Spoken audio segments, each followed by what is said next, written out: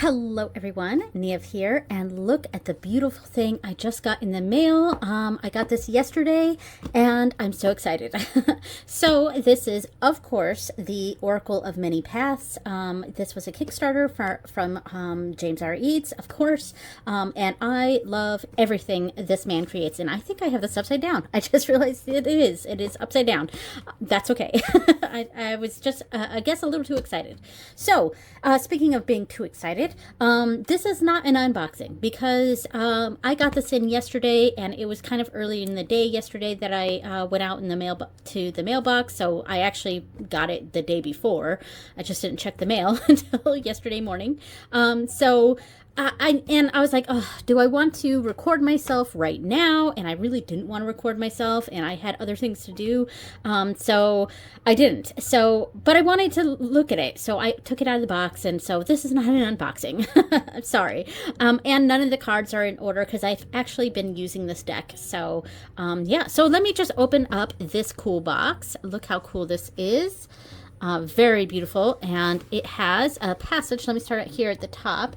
It says, there are many paths with many forks, all of which have led you here.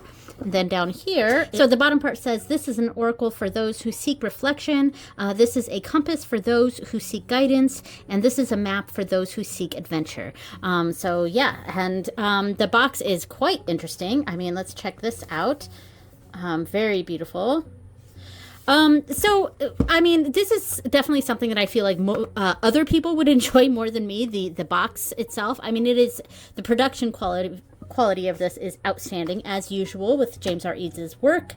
It's just, like, I have no use for giant boxes. So, for me, this is beautiful, but, like, ultimately, useless.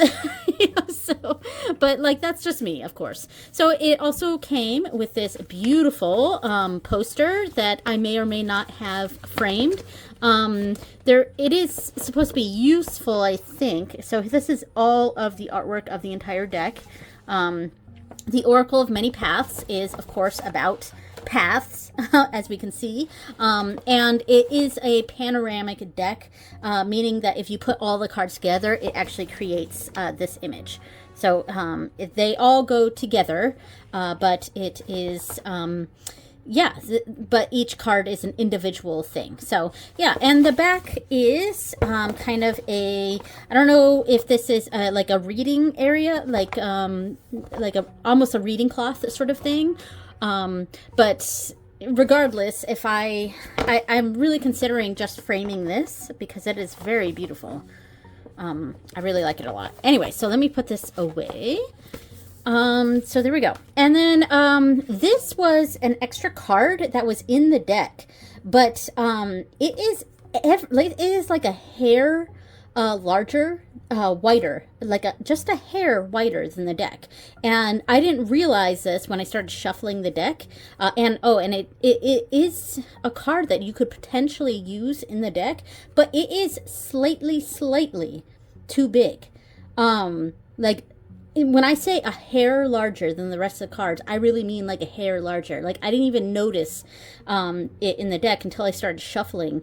And then all of a sudden I was like, when it's just ever so slightly, not the same size, it sticks out like a sore thumb. And I could easily pick out where in the deck this card was.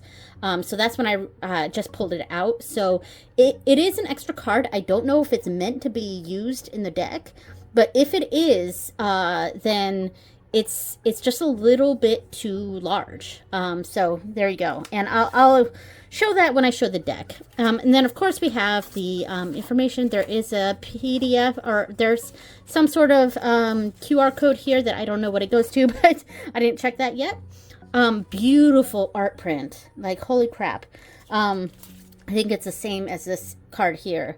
So the magic compass. So that's what this card is supposed to be. But I'm not going to use this in the deck because, like I said, it is just a tiny bit, like a hair too large. So it's kind of unusable for me in the deck. But this is absolutely stunning, and I will definitely get this framed, I think. Yeah, so beautiful. His work is just stunning. All right, and then it comes with a book, and I put everything in here upside down. I didn't realize that I had the box upside down. So the book here is absolutely stunning, and it did come with a book plate that I think I am going to put my name in, but I don't want to put the book plate here because look how beautiful that is. And obviously I don't want to put it on the other side too, because that's, I don't want to cover any of this up, you know. I don't want to put it here or here, you know. So I think what I'm going to do, I think I'm going to put it here. So that's where my book plate will go. Because, like, who wants to cover up this beautiful artwork? Not me. So maybe this isn't exactly where a book plate should go, but that's where I'm going to put it, I think. So this book is beautiful. The paper is very interesting. Like, it's papery. It's very, very papery, but it almost feels like cloth. Yeah, it just... or like craft paper almost, you know, but like high quality, like, you know, like deli paper or something. I don't know how else to describe this, but there's a quality to the paper that is different than regular like book paper. Yeah, but this is a super interesting book. As I had mentioned, I've been using this deck. So I have been going through this deck here and there. And this deck, as with a lot of James R. Eads' stuff, has a strong numerology approach to it, which I think also adds to why I love his deck so much, because I actually really love numerology. I you know, numbers are fun. So, and I like that bringing in numerology to my readings. So very, very nice book. We will definitely be looking into that. So what's in here is actually the box for the deck itself. So it's very snug in there. And this is very like that, like kind of rose petal-y feel to it. The box and this itself. Now, normally, this would be my ideal, just keeping a deck in a tuck box. That's my ideal. And I also make bags for my decks. And I usually make them for, if I still have the tuck, if there was a tuck box and I still have it, I usually make the bag big enough for the tuck box too. That's just how I like to roll. This thing is so huge. I gotta move this out of the way because it keeps like hitting that candle that I have over there. And there's salt in the candle. So that's what the little mess that I made earlier. But anyway, yeah, so I actually prefer when tuck boxes because they can fit they're snug to the deck and they can fit nicely into a bag that I make. That said, I actually opted to buy the wrap for it instead, the wrap specifically for this deck. So I do not have the deck in this box. I have the deck in here. So now we're going to show off that. I'm going to move this out of the way.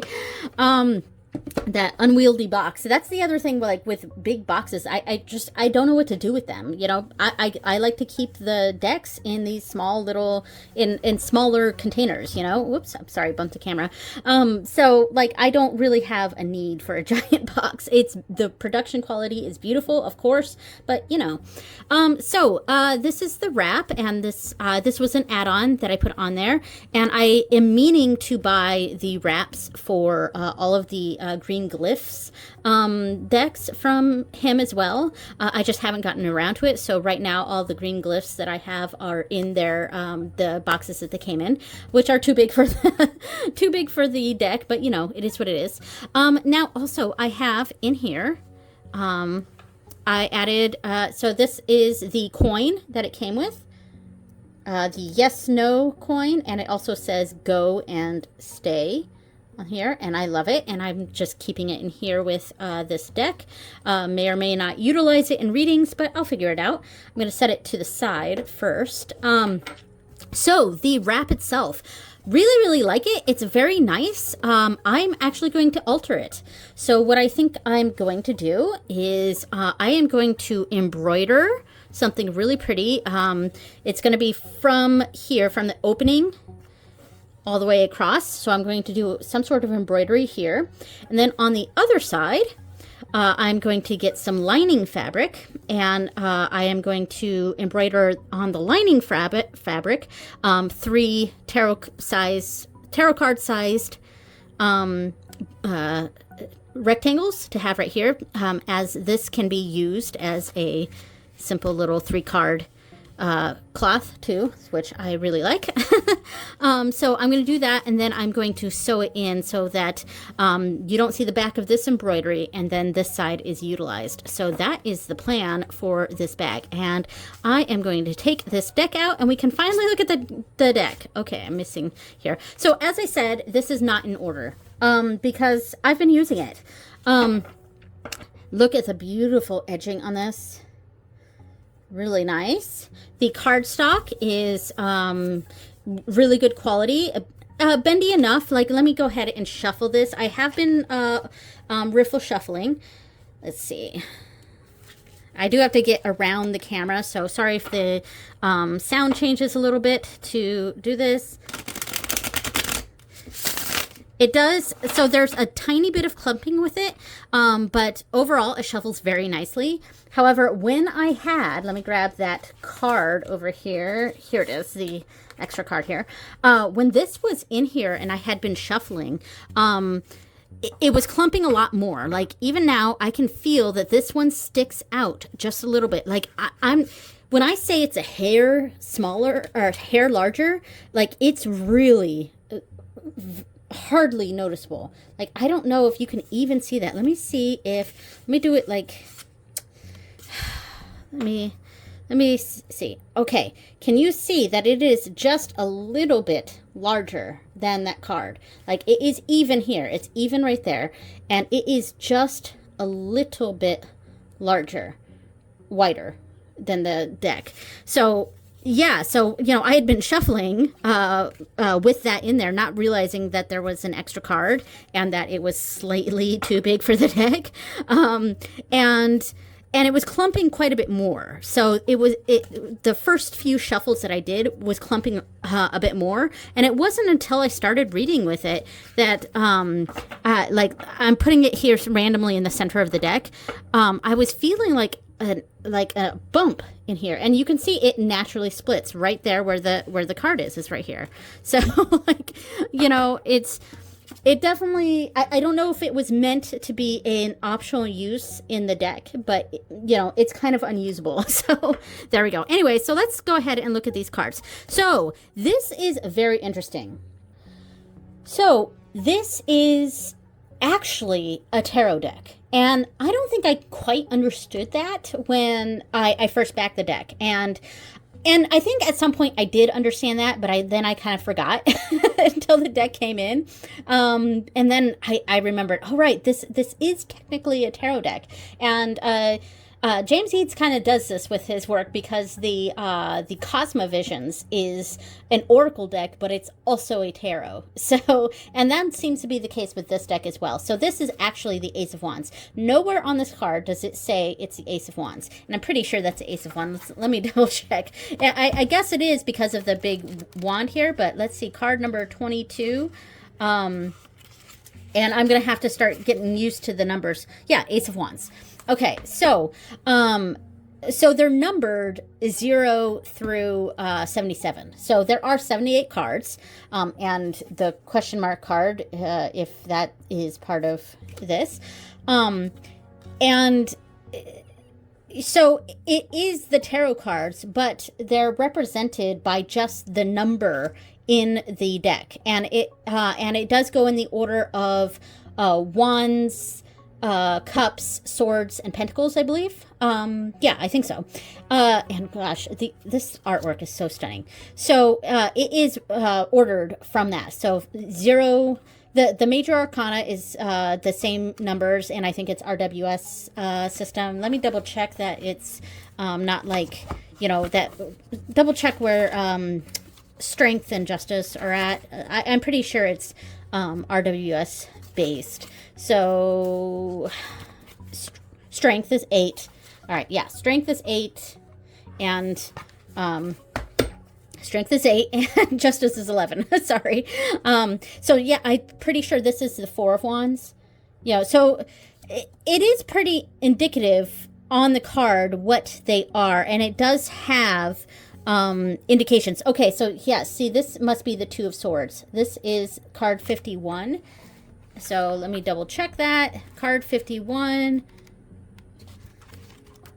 Card 51 is the 2 of Swords. So there are indications on the card that it is that card. So it's not completely, you know, I would definitely say it's an advanced deck. This is not a deck that I would recommend for beginners. This is the Moon, of course. But it is very fascinating. And what drew me to this deck, one, James R. Eads, and I love almost everything he creates. But I won't say everything because I don't yet have the Cerulean Sequence deck, though I do want it. It's just, it's kind of low on my priority, on my wish list, but I do want it. I find it fascinating. And like I said, I love numbers and I love numerology, and that seems to be his big thing too. So I definitely am interested in that one. I just haven't gotten it yet. And the only other one, only other tarot that he has that I'm not really interested in is the it's the Prisma Visions, but it's the purple one, like the white and purple one. It's just the colorway for that I'm just not interested in, and I'm also not really interested in the one of the Mirror Visions. It's the same. Like, I have the Prisma Visions. I don't need all the other stuff, and that's kind of my view on that. But yeah, most of his work I absolutely love. Yeah. So, and this, I believe, is a 9. This is the 9 of Swords. 1, 2, 3, 4, 5, 6, 7, 8, 9. Yes, the 9 of Swords. Absolutely stunning. This must be the 10 of... No, what is this? This is card number 27. Because, yeah, it's not a court card, is it? Card 27 is a 6 of Wands. Okay, 6 of Wands. I assumed it was in the Wands. I just wasn't quite sure what it was indicating with this. Kind of looks like Joshua trees in the background. Huh. I'm from 29 Palms, California, which is right next to Joshua Tree, California. They're basically the same town, honestly. So I instantly recognized the Joshua trees. Interesting. Yeah, and I think there's a special thing with the quartz. Let's see. So card 32, 33, 34, 35. This is card 17. Oh, that's a major arcana. I'm trying to see if I can come across a court card. 73 is near the ends, but that must not be a court card because that's not quite the last. 73 is the 10 of Pentacles. Is this a court card? Sorry, I'm trying to find a court card so that I can kind of, yeah, this is the King of Cups. So, this is the King of Cups. And I believe these have, like, I think the kings all have structures on them, if I remember correctly. I'm trying to find, hold on. Okay, yes, so I pulled out all the kings. So this is the King of, this is the King of Wands. Right here, and we can kind of see it. So each one of these has a structure on it of some sort, I think. 63? Maybe, because these ones, these 3 definitely have a structure to it. Is this the, hold on. Yes, this is also a structure. It's called the Crystal City. So that is what's right here. So each of the kings has a structure on it. So that does make it more noticeable as standing out. And I believe the other court cards also have something similar. This is the Hangman. So very cool. And yeah, so I mean, do I want to show every single one of these cards? This is a queen. So I wonder if the queen, and it seems to have a figure on it. I wonder if all the queens are pretty similar too. So I'm just going to kind of pull some of these out. And I'm sure a lot of people are, a lot of other channels are going to have a better walkthrough of the deck. But I kind of just want to get into practicing with this deck. Yeah. I'm definitely that kind of person that just can't sit through a, you know, someone explaining the... a card game or something. I just want to play with the cards. You know, I just want to immediately play. And this is obviously the sun. So I'm just going to do a quick flip through. This is some, oh, this is the Fool. This is the Fool card. Of course, that makes a lot of sense. Very cool. The artwork is just absolutely stunning. So I'm just going to go through and then I'm going to pull out all of the court cards to see if there is something that something on it that indicates it's a court card. But the purpose of this, you know, it is technically a tarot, but you know, none of the names are on there, and there are indications on the card. I believe this is death. Yeah. There are indications on the card on what it is, but ultimately it's you know, it's really focusing on the numbers. So this is card 75, and I believe that is a knight, since 77 is the king, 76 is the queen, so this must be a knight. Yeah, so the actual name of the card is not important, and it's the number that's important. And of course, with numerology, so card 52 is the numerology of that is 7, because 5 plus 2 is 7. So you add the placeholders together.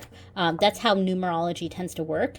So 6 plus 8 is 14, and then you reduce that again, so that 1 plus 4 is 5. So this card's number is 5.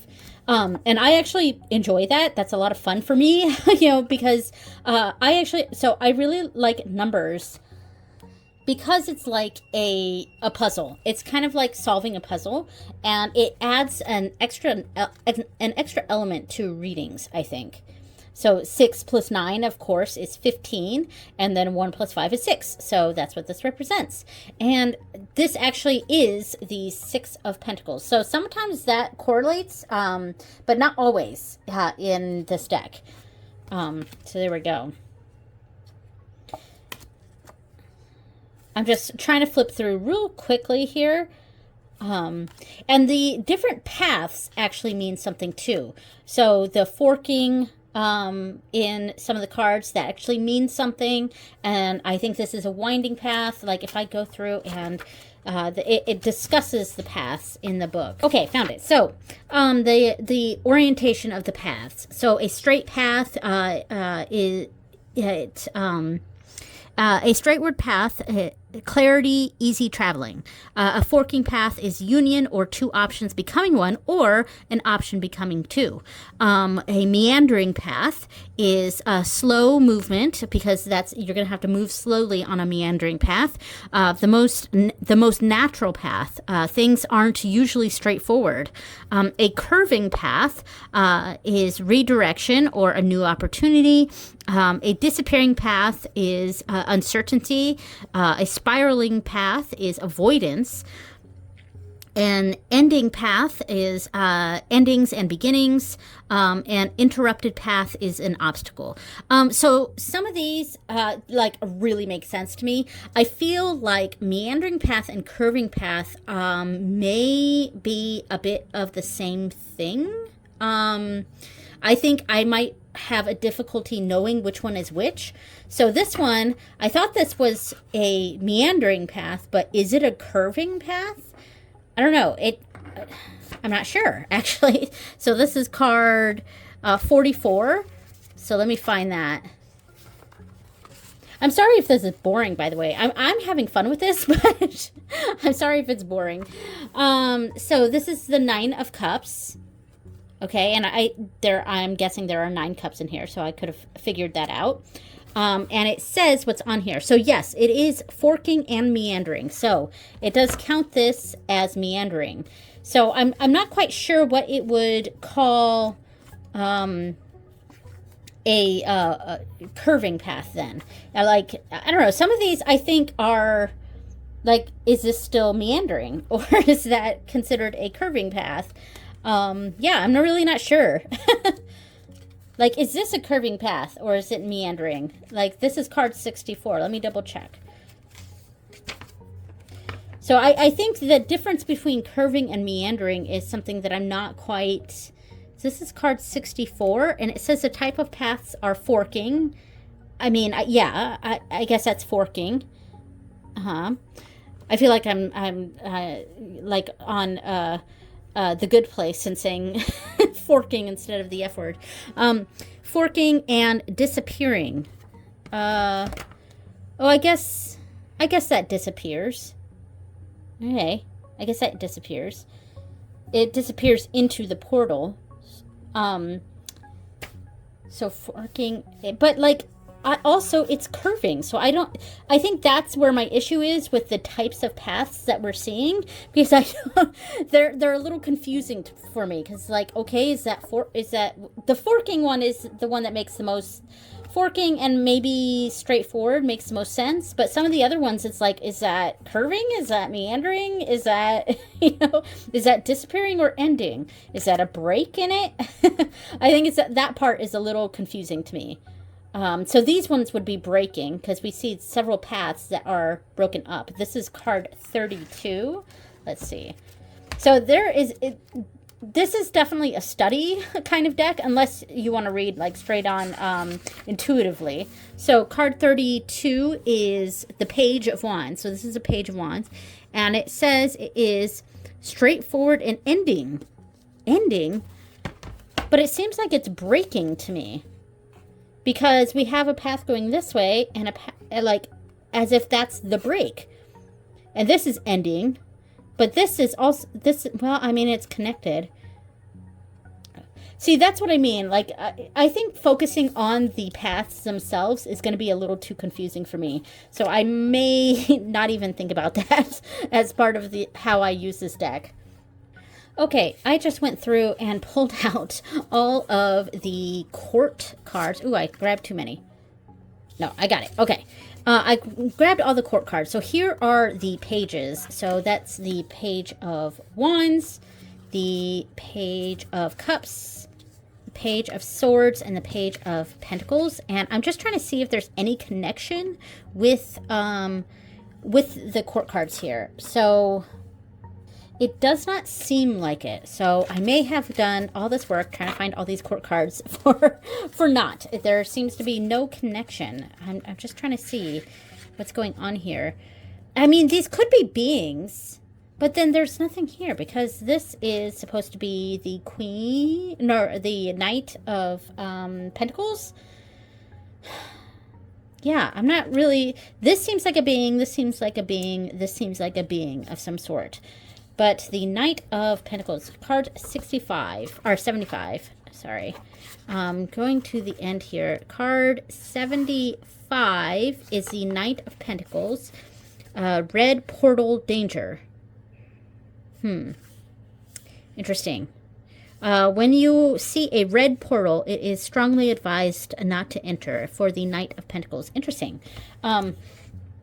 Yeah, but these definitely seem like beings, because this seems like a being, this cloud being that's holding all these swords, and there's eyeballs all over it. There's eyeballs here. There are eyeballs over this watery creature, because this is the Knight of Cups. So, interesting. And, I mean, the description does make sense for the Knight of Pentacles, because it is a caution card, but... this is almost like the Eye of Sauron here, this pentacle here. So maybe that's the connection I'll make. But yeah, it seems like there's not much of a difference with these, like a connection with these court cards. And then the 10 of Pentacles looks very similar to this Queen of Cups. No, yeah, Queen of Cups? Yes. Because this is the Queen of Swords. This is the Queen... No, this is the Queen of Swords. No. Yes? This is the Queen of Wands. This is the Queen of Swords. This is the Queen of Cups. This is Queen of Pentacles. This one makes sense for the Queen of Pentacles. Yeah. But the 10 of something, 10 of Pentacles or 10 of Wands, no, 10 of Pentacles, I think, looked pretty similar to that. Yeah. Anyway, I think I'm just, you know, doing too much right now. These ones are the most similar because they do have structures. This one is supposed to be a structure. It's just hard to tell. So, yeah, anyway. All right, so that was a little bit of a didn't go anywhere sort of thing. I kind of just want to get into the cards. Okay, so I want to get into actually using the cards here. There are some spreads in this. There is this spread, the Reading the Map, that I absolutely love. And I did use this, except I modified it. So I'll come back to it. But there are some other spreads here. There are a nice, simple, straightforward path, 3-card reading. There we go. I really prefer the 5-card over a 3-card. Yeah, so I tend to utilize a 5-card more than a 3-card. But yeah, so here we go. Here's a straightforward path. Now, I would, I like to read, I guess my style of reading has really been more focused on tableau style reading and in grids and things like that. So reading the cards together as a line or as in a grid, etc. Versus spread positions. But I do still love spread positions. I like actual spread positions, but I've really been enjoying reading in tableau style, and so that's kind of how I'm reading this, especially with this the theme of this deck, which is paths. I'm reading it kind of like that. So we have the straightforward path, but for me, the straightforward path would be a 5-card. So, and then they have a chaotic sort of spread here, the forking paths. 1, 2, 3, 4, 5, 6, 7. So that's interesting. I don't know how much I like that. I think I may not be a fan of this. It's a little too chaotic for me. It looks like it's cards thrown on the ground, which it is a way that some people read, but I feel like this is not going to work for me. Then we have the curving paths. So cards 1, 2, 3, 4, 5, 6. See, this seems like a spiral to me. I don't know. Yeah, I think I get confused with the different types of paths. That is confusing for me. Straightforward makes sense because it's straightforward. Forking makes sense. Curving versus meandering, those are practically the same thing to me. And then we don't even have a spiral spread, but the spiral, because this seems like a spiral to me. Yeah, I think that, you know, separating the paths to mean different things, it may not be an element that I use in this deck. And then we have the ending path. So 1, 2, 3, 4, 5, 6. This feels like a fork that then ends. Huh. I don't know. I don't know that I like those, but I absolutely love this one. So, and speaking of tableau style, this is a tableau style spread. So when I say that I did utilize this spread but changed it, what I mean by that is that this spread is meant to use all 78 cards. And that would be okay if they were smaller cards. So let's pull out, so my Prisma Visions and my Cosmo Visions are actually the mini version in a tin. So let me pull that out, and here we go. And this is one of the bags. This is a bag that I made for it. Love it. Love it. Matches the tin very well. Matches the cards very well. I was a big fan of that. All right, so let me pull out this. So this would make a little bit more sense for a tableau style because they're small. And I have really preferred small cards lately because I've been reading more tableau style. And you can see the size difference of this versus this, you know, quite a bit smaller. That said, I like that the paths are normal sized because I feel like the paths are a bit more like the houses in Lenormand, and they make sense for houses. But because they're full-size tarot cards, it is standard tarot card size, which I don't think I mentioned before, but they are standard tarot card sized. This seems like off-cut a little bit. Yeah, because it seems like there's more on this side versus this side. Huh. Honestly, that doesn't really bother me. And it seems to be the case with most of these. Huh.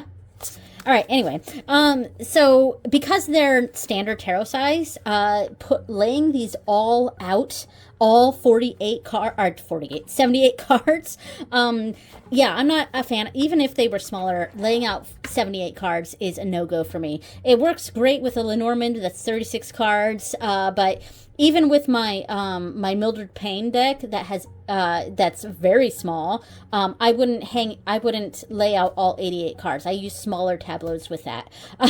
So I am definitely not going to lay out 78 cards. And there's a whole thing of laying out all 78 cards and reading the different sections, like reading the corners, reading the horizon, where's card number 1, etc. Like this, it's a very cool way of reading essentially this tableau style.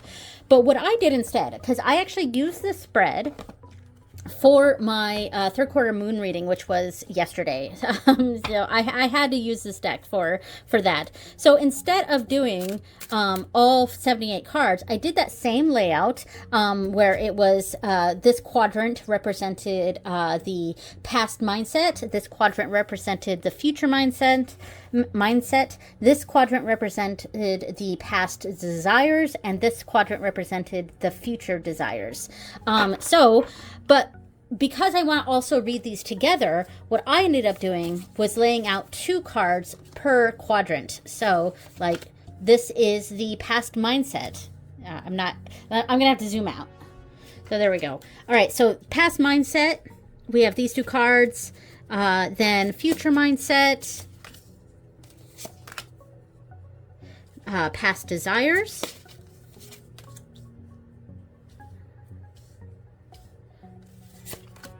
and future desires.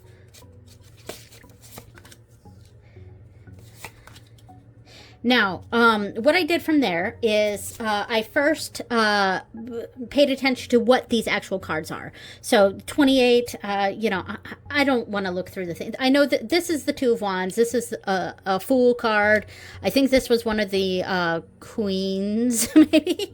It was one of the court cards. Yeah, I don't want to do a full reading here, but like I first pulled out whatever the cards were and connected those together as a reading of itself, so here's my actual reading that I did.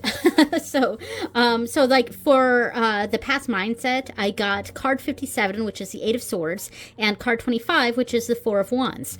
And I sort of read that as a caged instability and trapped in the home sort of feeling. And then from there, I did a numerology. So card 57, that reduces down to 3, because 5 plus 7 is 12 and 1 plus 2 is 3.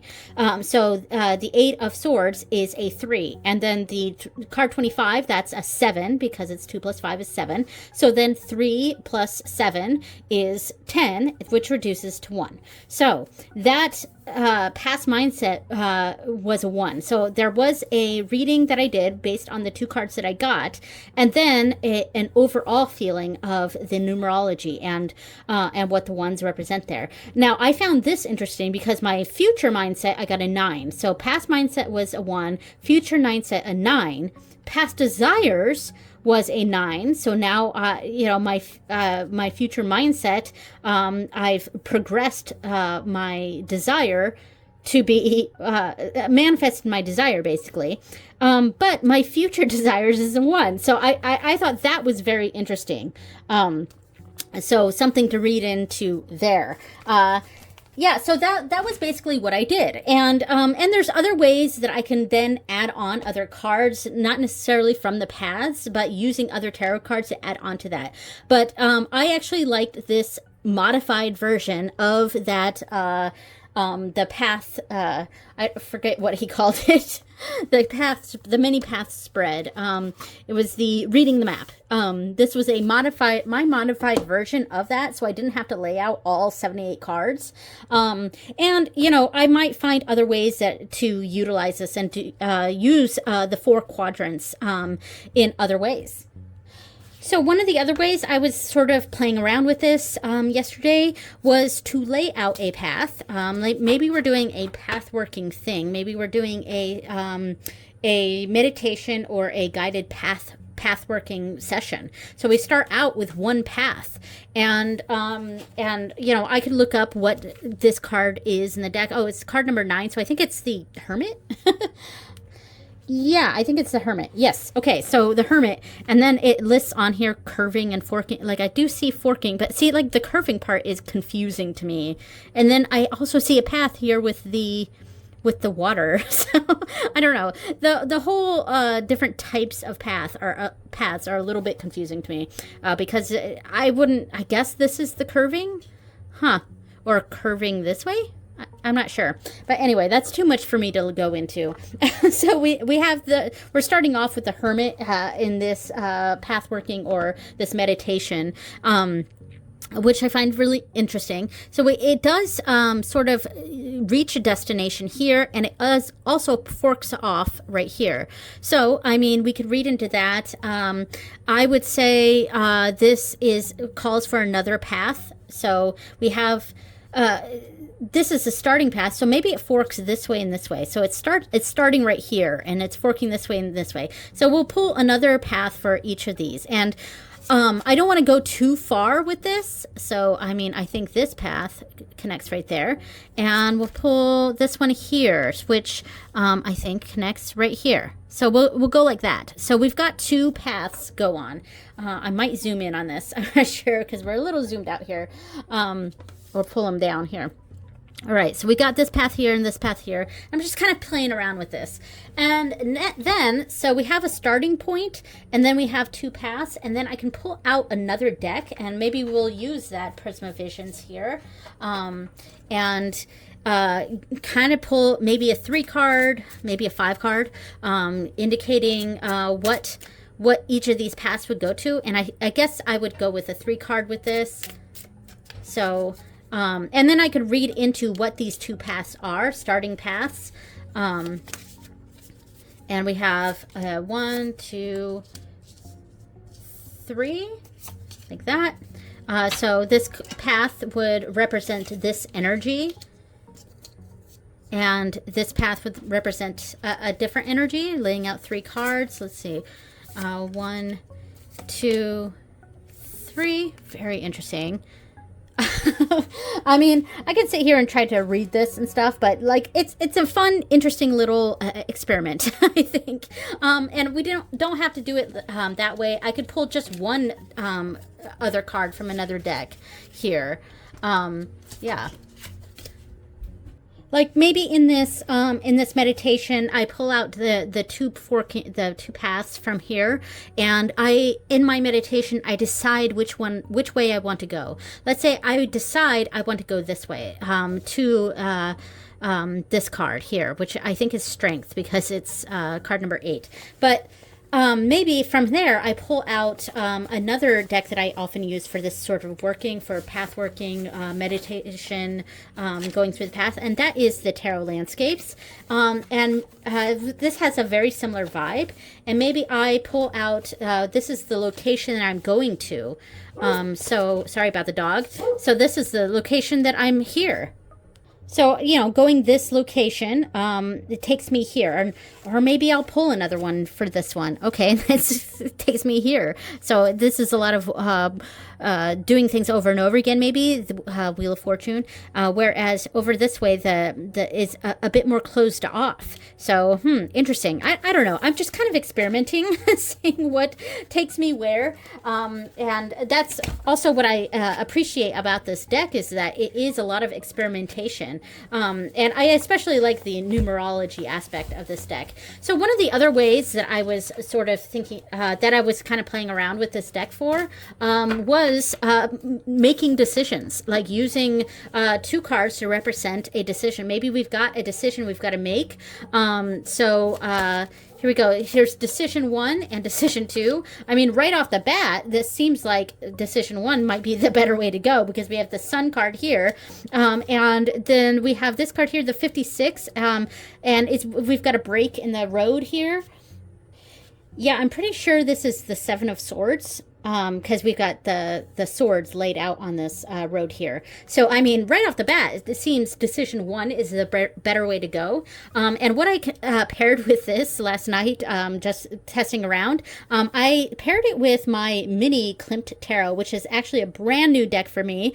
So my next video is actually going to be a bit of a deck haul. And I wanted to have the Oracle of Many Paths have its own video. So I will be talking about this deck in my next video, but I really liked the Klimt Tarot with the Oracle of Many Paths, probably because of all the little like gold accents in this deck. So won't spend too much time on this, but like so decision 1, it seems on the surface that decision 1 seems like the better option because it's the Sun. It's maybe there's a lot more that's clear about this, and then there's a lot more that seems suspicious about option number 2. So let's get some clarifying details on that, and then doing a 5-card line for option 1, whatever the choices that we're trying to make here. So let me lay these out. Okay, so for option 1, we have this looks like we have temperance. Yes, here we go. Focus. Sorry. We have temperance, and then we have death. We have the 3 of Wands, the 10 of Swords, and the 9 of Swords. So now we have something that's a bit more complete. So we have some pretty heavy cards here. We have the Death card, we have the 10 of Swords, we have the 9 of Swords. So like this is pretty heavy. And maybe, and how I would read a 5-card line, this is actually the most important part. So this is the path that we're already sort of going on, the 3 of Wands. So, and maybe we're feeling comfortable with because it seems the safest. So that's the path we're already going on. And the closest feelings we have here are 2 cards that really indicated an ending. So this is something that's ending. Maybe we know, and the Sun is something that we're aware of, something we know about. So maybe we're aware that this is a short-term thing, and there's perhaps an anxiety about it that's going on here, but it's tempered by the fact that it is something that's a known. It's a known ending. Whereas with this path, this is a bit more obscured. It's a bit more unknown. The 7 of Swords is a card of those. It's a card of like deception, and so maybe we're a lot more suspicious of this path. But let's see what we have here. The center card here is the Hierophant, and then the closest energies to that is the 8 of Pentacles and the Hermit. Yes, the Hermit. Sorry, I'm new to this deck, so I'm still trying to figure out what the cards are here. And then we have the Moon, and this is. We have the Moon and the Stars. So, I mean, this is actually pretty positive way to go. Like, this is the path we're aware of. Like, this is the evil we know, basically. the evil we know. And so it seems like it might be the better option. And then this path seems a lot more suspicious and maybe a lot more bumps in the road. But ultimately, I mean, we have the Hierophant, indicating like this is maybe this wiser choice. But there is harder work that's happening here, that harder work that you might have to do on your own with the Hermit. There's 2 celestial bodies, which to me seems like a more positive way of going here. The Moon is indicating an unknown, so that's maybe why we're having that hesitation here, because this is an unknown. But the Stars represents a level of hope. So like I don't know. To me, this was a really cool little layout when you're trying to decide between two options here. And where on the surface it seems like one option may be the better choice, but once you dive in deeper, it's a bit more complicated than that. And the spread that I did last night, because I was kind of experimenting with this, it actually had a very clear positive and negative initial cards, and then the added information of the from the Klimt tarot here actually confirmed that one was actually more positive than the initial positive card was actually the way to go, and the trouble card was actually a trouble situation, whereas this one is actually showing the opposite once we have more context. So yeah, I actually really enjoyed that. Okay, so we're about 50 minutes in on this, and there was a lot of me just rambling. There were other decks I kind of wanted to pull out and try with this. I'm glad I was able to try the Klimt Tarot, but I did also pull out the green glyphs to see how that would look next to it. And I imagine, since it looks great next to the other decks by James R. Eads, that it's going to look great with this, and I have no doubt in my mind that it will. And I can see various ways where I might utilize this along with the paths here. And then, you know, I have the Calic cards, which I feel like might also be a fun addition, and especially since these are very much about the you know, the wheel of the year basically, and there's 52 cards, one for each week of the year, that I feel like that might also go very well with the Oracle of Many Paths. Yeah, and there might be different ways I could utilize this. I'm excited for that actually. But yeah, and then, you know, I also had my Mildred Payne and my Anna Kay, various other decks I wanted to try with this, but we're like 50 minutes in. So I think we've kind of covered what everything that I've so far been doing with this deck. I really liked the 4-quadrant spread. And there's other ways that I kind of want to utilize that, and you could also think of it like the 4 quadrants of the year, in which case it might be cool to use the Calic cards with, or you could also use playing cards with that because of 52 cards in that deck, because there is the playing cards are also the year in a deck, so that's kind of a cool way of doing that, with the different paths in that cycle, in that quadrant of the year. So I love the quadrant layout. And I think that's kind of what I'm calling it, the quadrant layout. Yeah, because he called it the map spread or something, yeah, reading the map. But I just kind of like calling it the quadrant. And I also really liked the choice spread. I really enjoyed the pulling out 2 paths and then laying out 5 cards. And you could lay out 5 cards from this and do just using this deck and doing, okay, option 1, we'll just lay out 3 cards. Option 1 is this, and option 2 is this, and then reading from there. And yeah, and then like you could also use a 6 card, because when it comes to tableau spreads, when it's a full-size deck like this, I really like a 6 card like this is probably the largest I would go, just because the cards themselves are so large. You know? And we do see a little bit of a connection here, like this almost seems like it's one thing, and then it's got this isn't the moon, but it's something. It's the High Priestess. So that makes sense. So yeah, you could read it from there, option 1 and option 2, or you could do you could actually lay this out as a tableau reading, and the the flow of the paths go in certain ways. And with this layout, it seems like there's a lot of water going on the top. So it's almost like there is no path because it's just water everywhere, and this is much more complicated and a lot more going on. So yeah, anyway, I was just kind of reading the cards that I pulled.